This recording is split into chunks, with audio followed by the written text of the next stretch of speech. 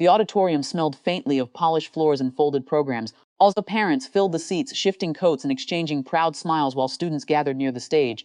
It should have been a simple evening, a happy one. Their son was receiving an academic award.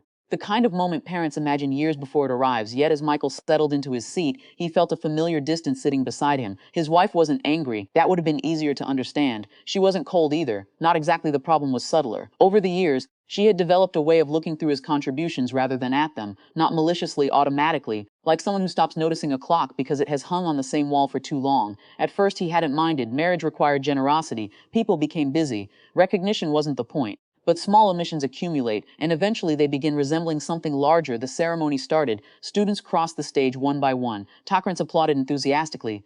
Teachers smiled. Photographs flashed. Michael watched his son straighten his tie nervously before joining the other students. The sight filled him with pride, not because of the award, because he knew the effort behind it. Years of homework, conversations, disappointments, encouragement, the slow process of helping a child become himself. His wife leaned toward another parent sitting nearby. The conversation drifted naturally toward their son's success.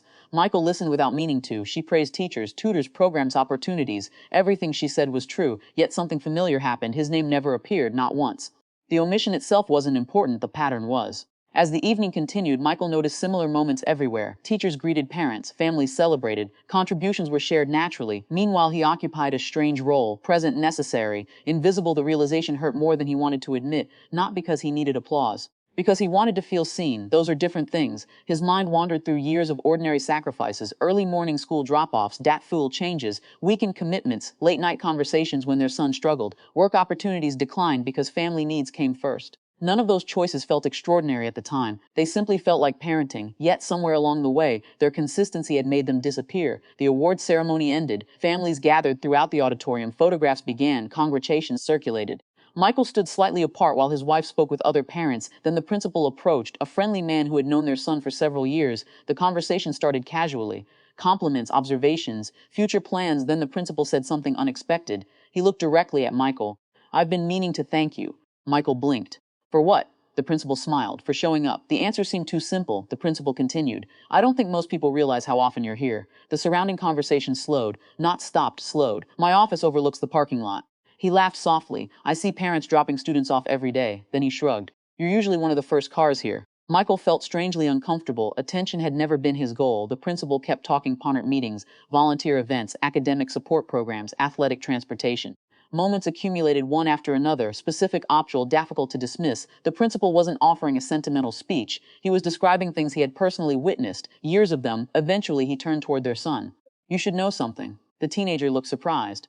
"The students who do best rarely get there alone." A brief pause followed, and consistency matters more than people think. The words settled heavily in the space between them. For the first time all evening, Michael noticed his wife become completely silent, not defensive, not embarrassed, reflective. The principal moved on to another family. A few minutes later, the conversation ended, yet its effects remained. Photographs resumed. Bacchants continued celebrating. Life moved forward, but something had shifted, not externally, internally. As families began leaving the auditorium, Michael and his wife walked through the parking lot together. Their son moved ahead with friends. The evening air felt cool. For a while, neither spoke. Then his wife finally broke the silence. "I didn't realize he noticed all of that."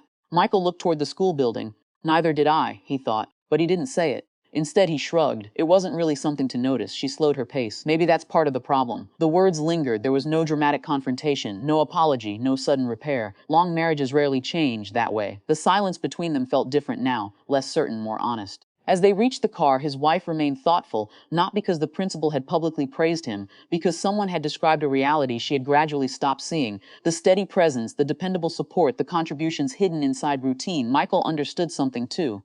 His pain had never come from lacking recognition from strangers. The principal's words felt meaningful, but they weren't the real issue. The real issue was that invisibility had become normal inside his own marriage. And now, perhaps for the first time in years, that invisibility had been interrupted. The drive home was quiet. Their son sat in the back seat holding his award. Streetlights moved across the windshield. No resolutions arrived. No promises were made. Yet somewhere inside the silence existed a possibility that had not been there before: awareness. Sometimes relationships do not change because someone wins an argument.